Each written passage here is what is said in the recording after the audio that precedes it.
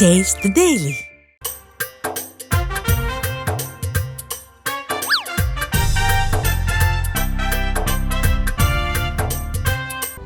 அதிமுகவின் செயற்குழு மற்றும் பொதுக்குழு கூட்டம் சென்னை வானகரத்தில் உள்ள தனியார் மண்டபத்தில் நடைபெற்றது. இதில் பொதுக்குழு மற்றும் செயற்குழு உறுப்பினர்கள், சிறப்பு அழைப்பாளர்கள் என சுமார் 4500 பேருக்கு அழைப்பு விடுக்கப்பட்டது.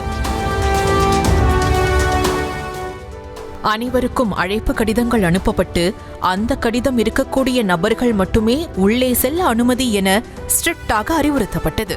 அழைப்பு கடிதம் இல்லாத நபர்கள் யாரும் உள்ளே சென்றுவிடக் கூடாது என்பதற்காக 200 பவுன்சர்கள் மண்டபத்தை சுற்றி பாதுகாப்பிற்காக நிறுத்தப்பட்டிருந்தனர். ராமநாதபுரம் மாவட்டத்தை சேர்ந்த முன்னாள் எம்பி அன்வர் ராஜா தன்னுடைய அழைப்பு கடிதத்தை மறந்து காரிலேயே வைத்து விட்டதாக வந்து காரணம் கூறி உள்ளே செல்ல முற்பட, அப்படிலாம் உள்ள விட முடியாது சார் என தடுத்து நிறுத்தியதால் வாக்குவாதம் ஏற்பட்டது.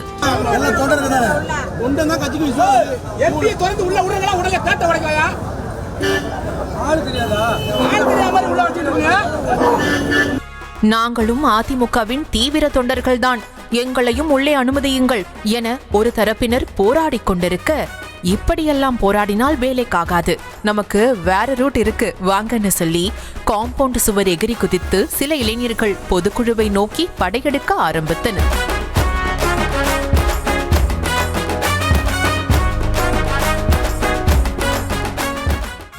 ஒரு வழியா பொதுக்குழு முடிந்து அனைவரும் உணவு அருந்திவிட்டு வெளியே செல்ல பொதுக்குழு நிறைவு பெற்றது. ஆட்டம் முடிஞ்சதும் நம்ம வேலையை காட்ட வேண்டியதுதான் என இதற்காகவே காத்திருந்த சில பேர் வரவேற்பிற்காக வைக்கப்பட்டிருந்த கரும்பு மற்றும் வாழை கொலைகளை வெட்டி தங்கள் கையில் எவ்வளவு எடுத்து செல்ல முடியுமோ அவ்வளவை கொத்தாக அள்ளி சென்றனர். காலங்காத்தால உனக்கு குறவழி வரைக்கும் சோத்த போட்டு வண்டியில ஏத்திட்டு வந்ததுக்கு உன்னால என்ன பண்ண முடியுமோ அதை பண்ணிட்ட. அதிமுகவின் மாவட்ட செயலாளர் கூட்டம், மதுரை மாநாடு, கள ஆய்வு கூட்டம், இப்படி ஒவ்வொரு இடத்திலும் சில சறுக்கல்கள், சொதப்பல்கள் இருந்த நிலையில் அது போன்ற எந்த பிரச்சனையும் நடக்கக்கூடாது என்று பொதுக்குழுவில் பார்த்து தனித்தனியாக குழுக்கள் போடப்பட்டிருந்தது. ஆனாலும் நம்மாட்கள் புது ரூட்டில் சில பல காமெடி சேட்டைகளை செய்துவிட்டுதான் இருந்தார்கள்.